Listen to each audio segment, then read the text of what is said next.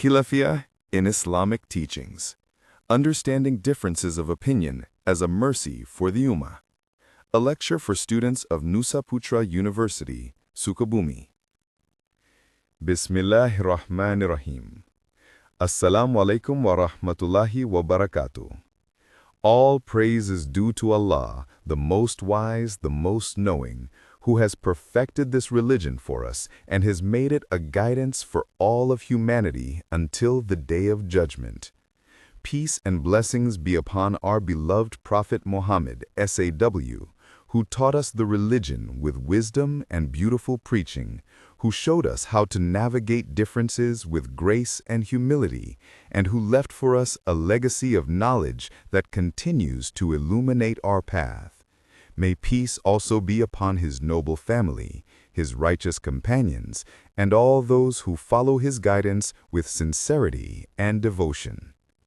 Distinguished faculty members, respected colleagues, beloved students of Nusaputra University, ladies and gentlemen, it is with great pleasure and a profound sense of responsibility that I stand before you today to discuss a topic that is both sensitive and essential, a topic that touches the very heart of how we practice our faith and how we relate to our fellow Muslims who may practice it differently. The topic I wish to address is Khilafiyyah in Islamic Teachings, the nature, wisdom, and proper etiquette of differences of opinion within our beautiful religion. Let me begin with a scenario that many of you may have experienced. You are praying in a mosque and you notice that the person next to you places his hands differently during prayer. Perhaps he folds them on his chest while you fold yours below the navel, or perhaps he raises his hands before ruku while you do not. After the prayer, you might wonder, who is correct? Is one of us wrong? Should I correct this person or should they correct me? This simple observation in the mosque opens up a vast ocean of Islamic jurisprudence and scholarly tradition that we call Khilafiyyah. And understanding this concept is crucial for every Muslim who wishes to practice their faith with knowledge, wisdom, and tolerance. The word Khilafiyyah comes from the Arabic root ka-la-fa, which means to differ, to disagree, or to come after. In Islamic terminology, Khilafiyyah refers to matters in which qualified Islamic scholars have held different opinions based on their understanding of the Quran, the Sunnah, and the principles of Islamic jurisprudence. These differences are not arbitrary. They are the result of sincere scholarly effort to understand and apply the divine guidance in matters where the texts may allow for more than one interpretation. This concept is fundamental to understanding Islam not as a monolithic, rigid system, but as a rich, dynamic tradition that accommodates diversity within the bounds of divine guidance. To understand Khilafiyyah properly, we must first understand that not all matters in Islam are of the same nature. Islamic scholars have traditionally divided religious matters into two broad categories.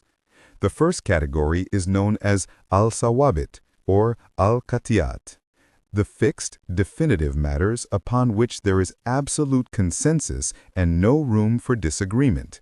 These include the fundamental beliefs of Islam, the oneness of Allah, the prophethood of Muhammad SAW, the obligation of the 5 daily prayers, the requirement of fasting in Ramadan, the obligation of zakat, the pilgrimage to Mecca for those who are able, the prohibition of murder, theft, adultery, consuming alcohol, eating pork, and similar matters that are explicitly and definitively established in the Quran and Sunnah with absolute clarity.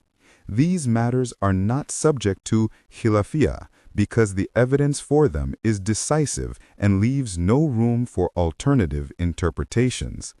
A person who denies these fundamentals places themselves outside the fold of Islam. The second category is known as al-mutagayyarat or al-zaniyat. the variable speculative matters in which the textual evidence allows for different interpretations or in which the texts themselves may appear to suggest different rulings, or in which there is no explicit text and scholars must derive rulings through analogical reasoning and other principles. It is in this second category that Khilafiyyah exists, and it is this category that we will explore in depth today. These matters include many details of worship, such as the exact placement of hands during prayer, whether to recite Bismillah aloud or silently in the Fatiha, the precise movements during prayer, the conditions for wiping over socks, various matters of marriage and divorce, commercial transactions, and countless other issues of daily life and worship. Now, some of you might ask, if Islam is one religion revealed by one God through one prophet, why should there be any differences at all? Should not everything be perfectly clear? This is a valid question, and the answer reveals the profound wisdom of Allah in how He has designed this religion. The existence of Khilafiyyah is not a defect in Islam. Rather, it is a deliberate feature that serves multiple purposes. The Prophet Muhammad SAW himself is reported to have said, according to a narration whose authenticity is debated, but whose meaning is supported by the reality of Islamic scholarship, "The difference of opinion among my ummah is a mercy." Whether or not this exact wording is authentically attributed to the Prophet, the concept it expresses is undeniably true and can be observed throughout Islamic history. Consider the wisdom behind this diversity of opinion. First, it demonstrates the flexibility and adaptability of Islam to different times, places, and circumstances. A religion meant to guide all of humanity until the end of time cannot be so rigid that it breaks under the pressure of changing circumstances. The existence of multiple valid opinions within the framework of Islamic law allows Muslims in different contexts to find solutions that are both faithful to the sources and appropriate to their situations. Second, the existence of Khilafiyyah honors the intellectual capacity that Allah has given to human beings.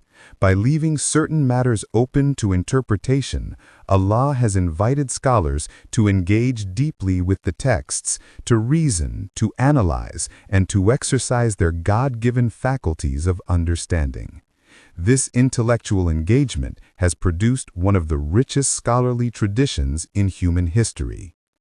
Third, Khilafiyyah provides ease for the Muslim community. When there are multiple valid opinions on a matter, a Muslim facing difficulty in following one opinion may find relief in another opinion that is equally valid.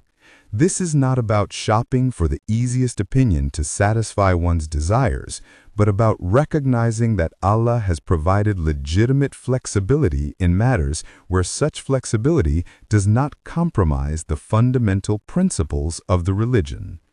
The Prophet SAW himself demonstrated this when he told his companions regarding optional matters, "I only feared that it would be made obligatory upon you, and you would not be able to fulfill it."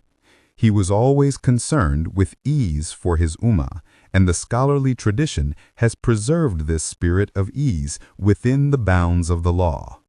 Let us now turn to the historical development of Khilafiyyah, for this history will help us understand why differences exist and how the early Muslims dealt with them. The seeds of scholarly difference were planted even during the lifetime of the Prophet SAW. In the famous incident during the Battle of the Confederates, the Prophet instructed his companions not to pray Asar until they reached Banu Qurayza. Some companions understood this literally and delayed their Asar prayer until they arrived even though the sun had set. Others understood the instruction as an encouragement to hasten, not a prohibition of praying on time. So they prayed Asar before the sunset while still on the journey. When this was reported to the Prophet SAW, he did not rebuke either group. He accepted both interpretations as valid. This incident, recorded in Sahih Bukhari, is one of the clearest proofs that even in the presence of the Prophet, sincere companions could understand his instructions differently, and both understandings could be acceptable. After the passing of the Prophet, SAW, the companions continued to differ on various matters. The great caliphs Abu Bakr, Umar, Usman, and Ali, may Allah be pleased with them all, did not always agree on every issue. They debated, they discussed, and sometimes they held different positions, yet they remained united in their love for Allah, His Messenger, and each other. Their differences were never allowed to become sources of division or hostility. Umar ibn al-Khattab, the second caliph, disagreed with Ibn Masud on certain matters of recitation of the Quran, yet he praised Ibn Masud as one of the most knowledgeable companions.